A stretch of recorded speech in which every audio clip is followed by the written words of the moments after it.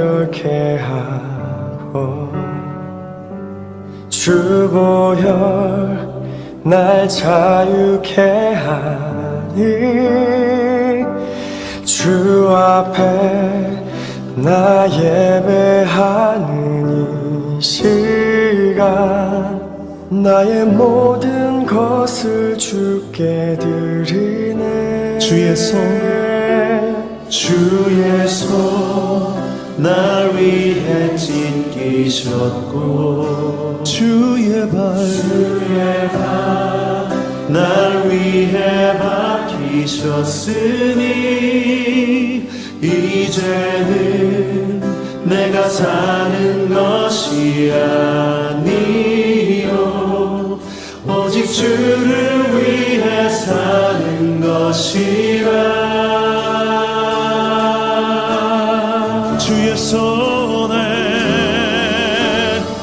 주의 손에 나의 손을 보게도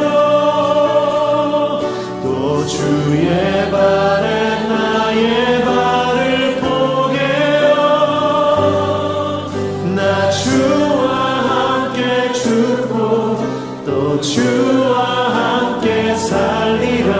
영원토록 주 위에 살리라.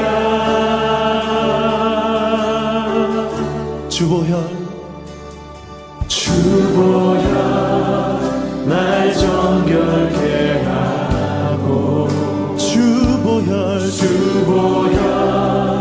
날 자유케 하니 주 앞에 나 예배하는 이 시간 나의 모든 것을 주께 드리네. 주의 손 날 위해 찢기셨고 주의 발 날 위해 박히셨으니 이제는 내가 사는 것이 아니요 오직 주를 위해 사는 것이라.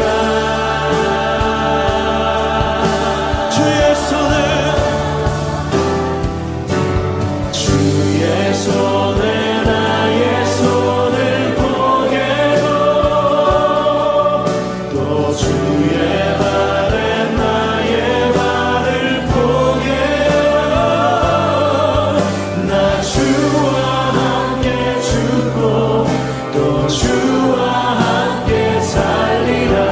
영원토록 주 위에 살리라.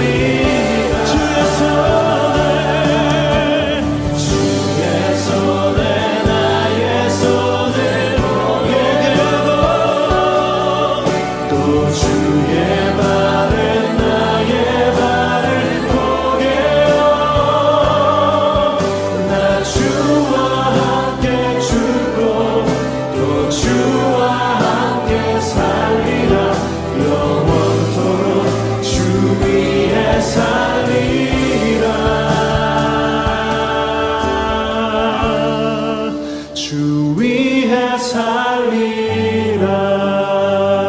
주 위에 살리라. 주 위에 살리라. 주 위에 살리라.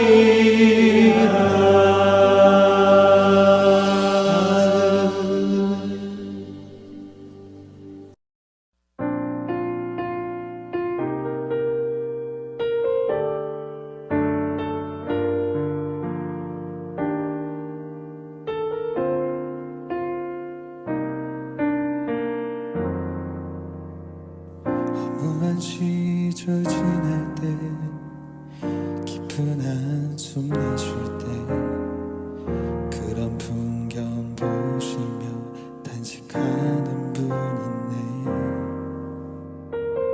고와 같이 너희를 버려두지 않으리.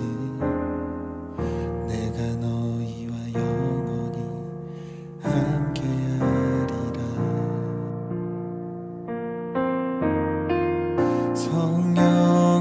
오셨네 성령이 오셨네 내 주에 보내신 성령이 오셨네 우리 인생 가운데 친히 찾아오셔서 그 나라 꿈꾸게 하시네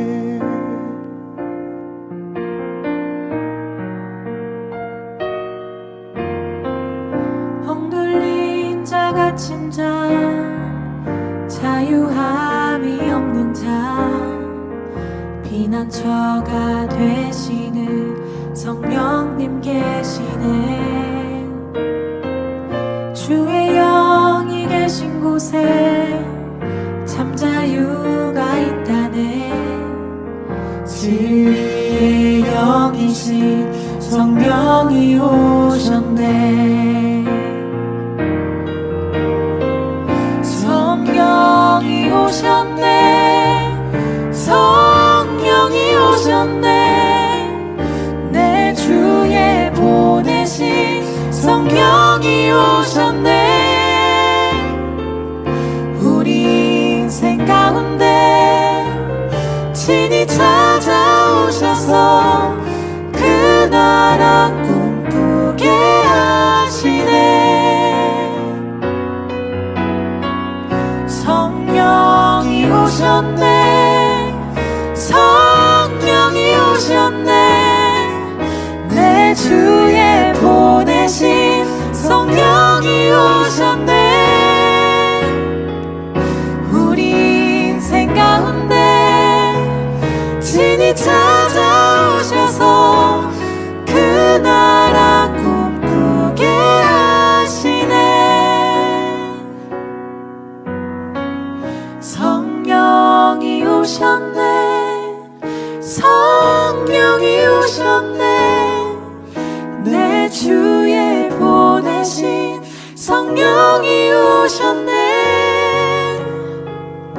우리 인생 가운데 친히 찾아오셔서 그 나라 꿈꾸게 하시네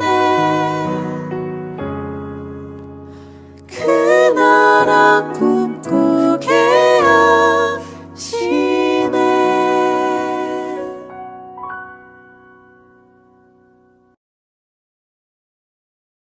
네, 오늘의 말씀 출애굽기 15장 22절로 27절 말씀 봉독하겠습니다. 모세가 홍해에서 이스라엘을 인도하며 그들이 나와서 수르 광야로 들어가서 거기서 사흘 길을 걸었으나 물을 얻지 못하고 마라에 이르렀더니 그곳 물이 있어서 마시지 못하겠으므로 그 이름을 마라라 하였더라. 백성이 모세에게 원망하여 이르되 우리가 무엇을 마실까 하매 모세가 여호와께 부르짖었더니 여호와께서 그에게 한 나무를 가리키시니 그가 물에 던지니 물이 달게 되었더라. 거기서 여호와께서 그들을 위하여 법도와 율례를 정하시고 그들을 시험하실세 이르시되 너희가 너희 하나님 나 여호와의 말을 들어 순종하고 내가 보기에 의를 행하며 내 계명에 귀를 기울이며 내 모든 규례를 지키면 내가 애굽 사람에게 내린 모든 질병 중 하나도 너희에게 내리지 아니하리니 나는 너희를 치료하는 여호와임이라. 그들이 엘림에 이르니 거기에 물샘 12과 종려나무 70그루가 있는지라. 거기서 그들이 그 물 곁에 장막을 치니라. 네, 오늘 본문은 마라의 쓴물의 기적을 묘사하고 있습니다.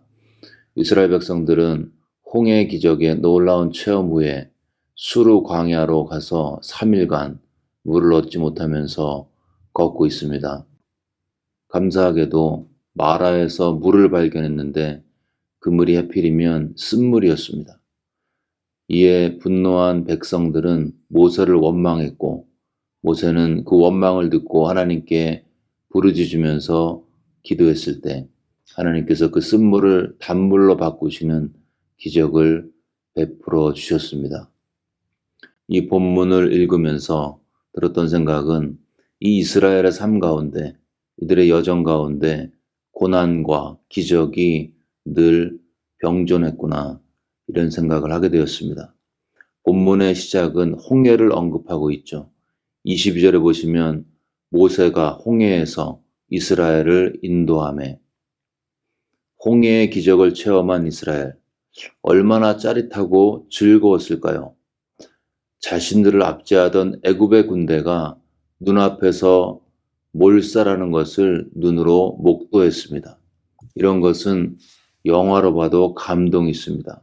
10개 같은 영화도 우리가 잘 알고 있습니다.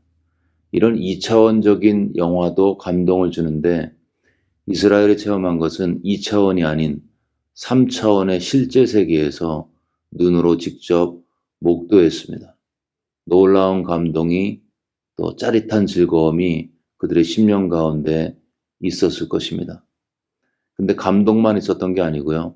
이 홍해 사건은 이스라엘의 마음 한구석에 있었던 불안감을 일시에 날려버리는 특별한 이벤트였습니다.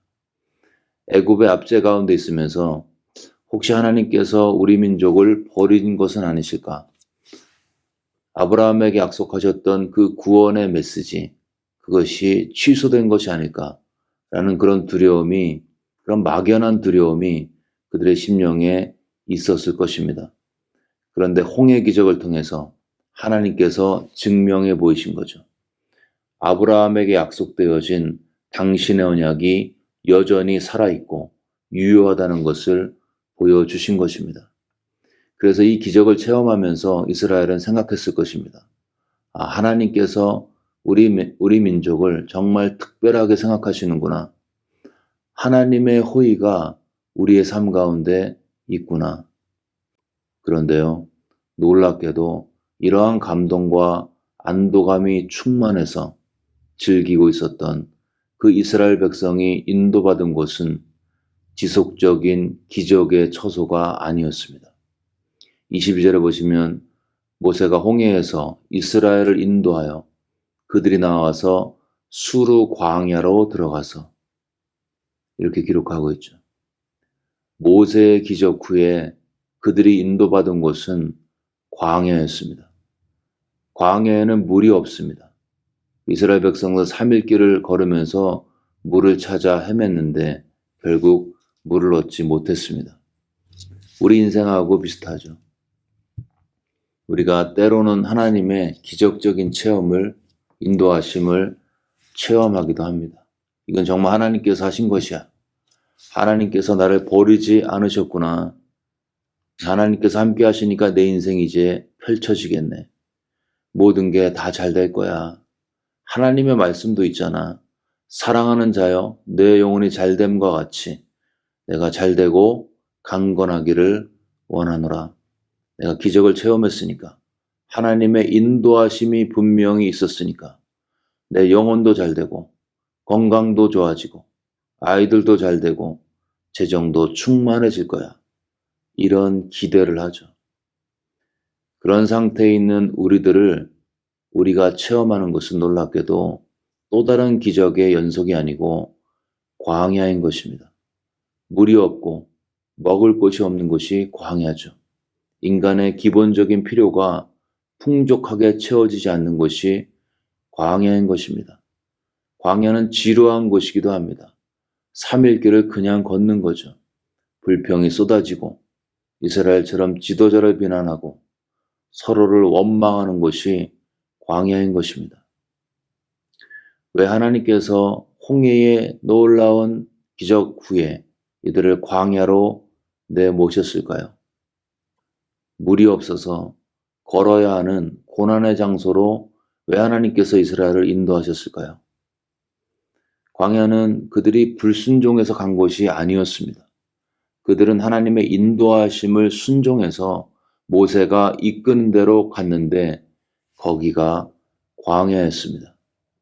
그렇다면 이 하나님의 인도하심에는 그분의 놀라우신 섭리가 있다는 거죠. 광야를 걷게 하신 것은 그분의 실수가 아닌 그분의 의도였고 하나님의 디자인이었습니다.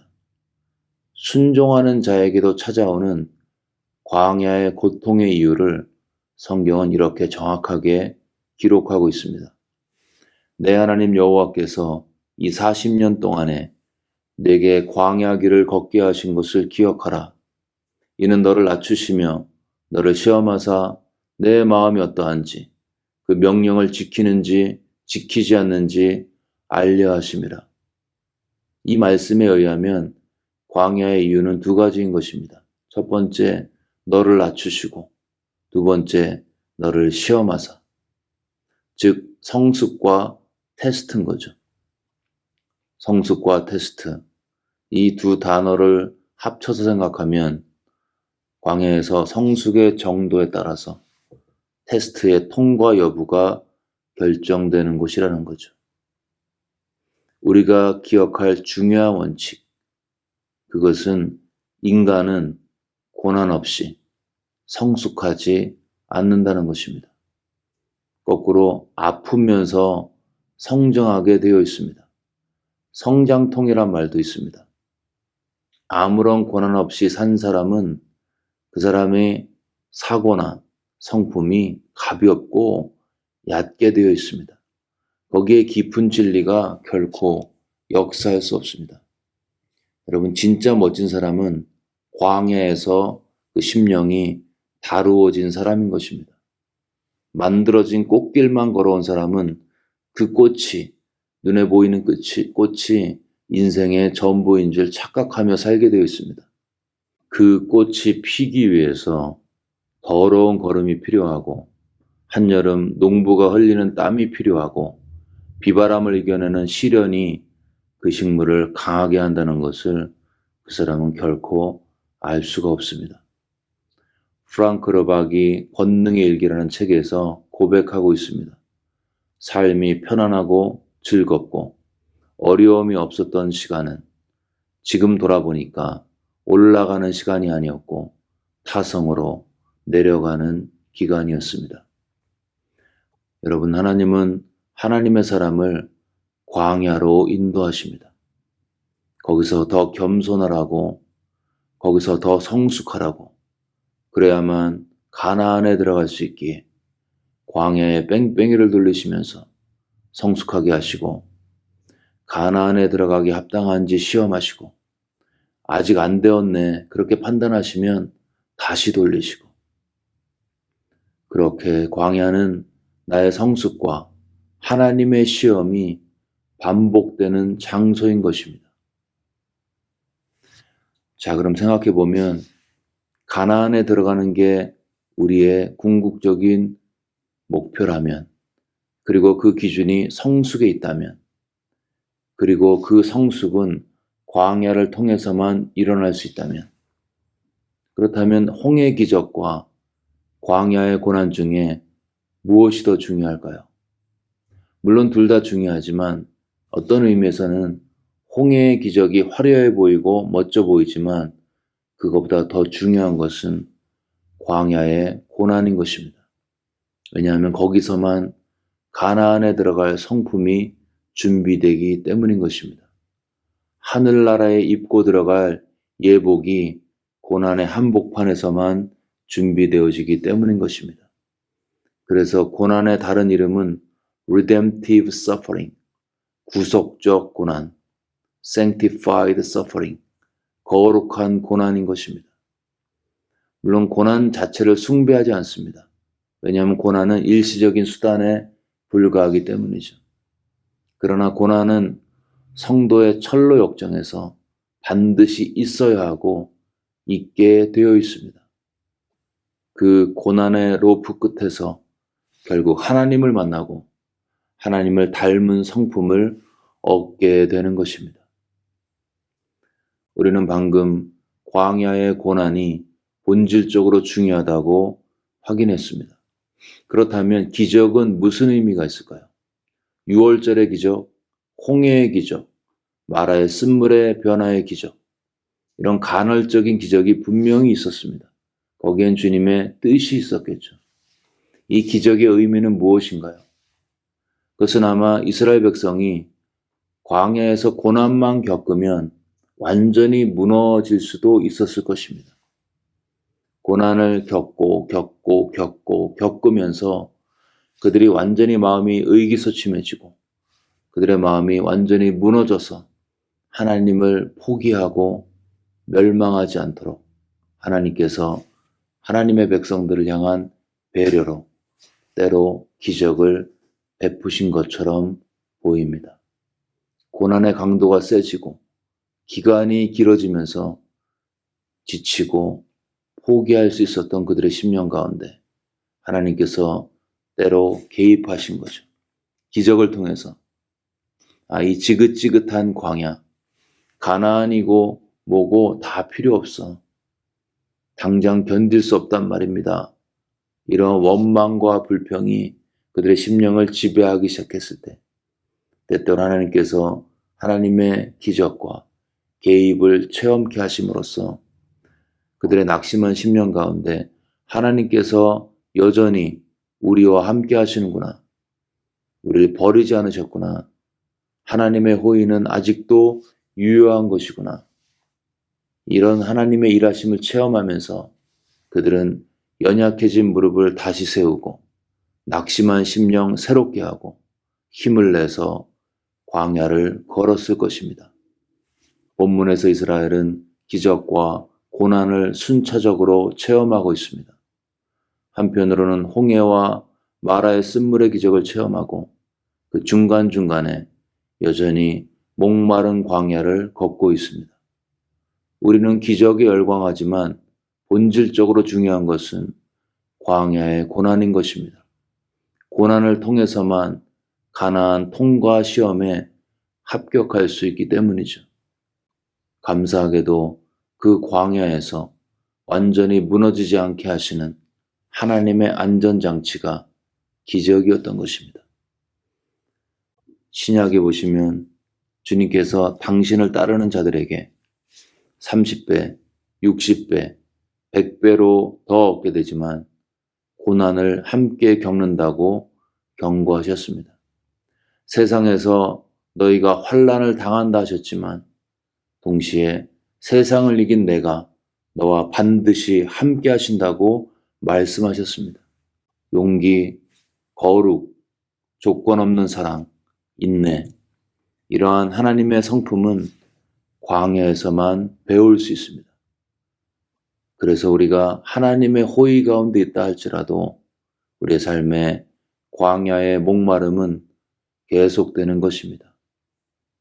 여러분, 내 인생에 목마름이 있다고 고민하지 마십시오. 혹시 하나님께서 나를 버리셨나?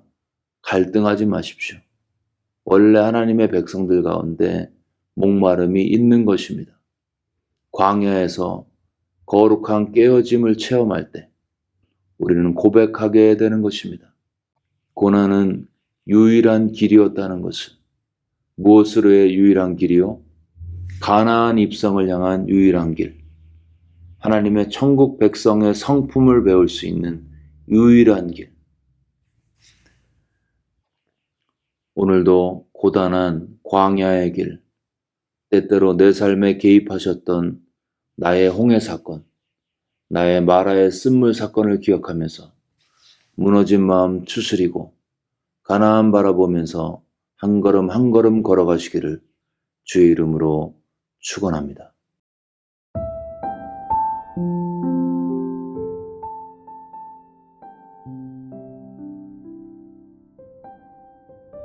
네, 이 시간 들은 말씀 붙들고 함께 기도하겠습니다.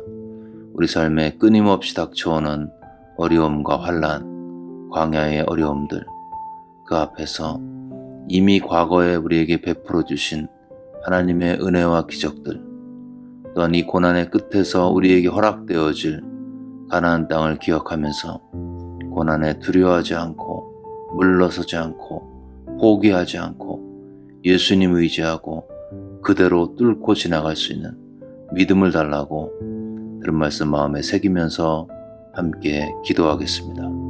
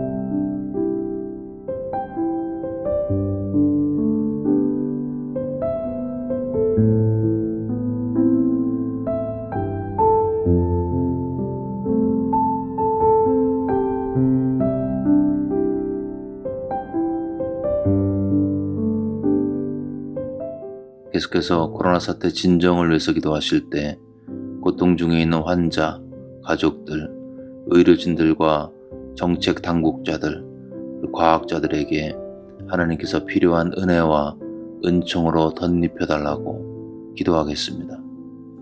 또 많은 사람들이 빨리 백신을 접종해서 집단 면역이 형성될 수 있도록, 그래서 하루빨리 코로나 이전의 일상으로 돌아갈 수 있도록 기도하겠습니다.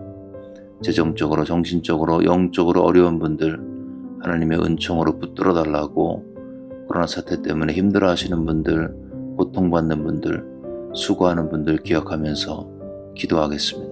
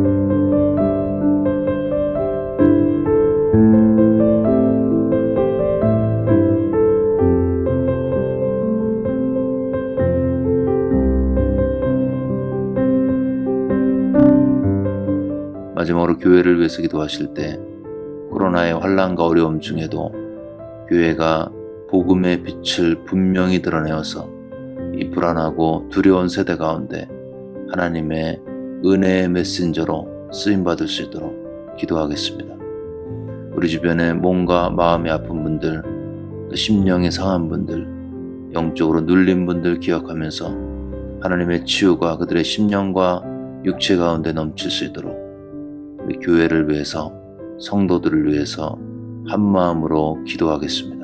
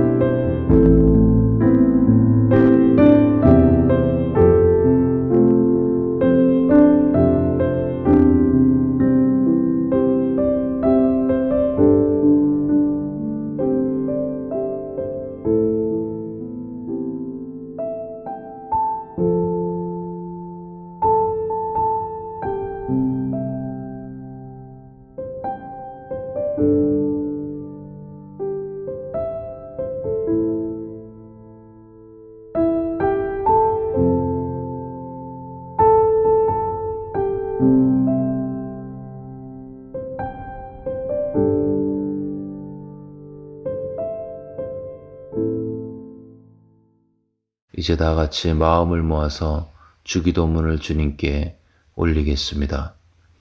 하늘에 계신 우리 아버지여, 이름이 거룩히 여김을 받으시오며 나라가 임하옵시며 뜻이 하늘에서 이루어진 것 같이 땅에서도 이루어지이다.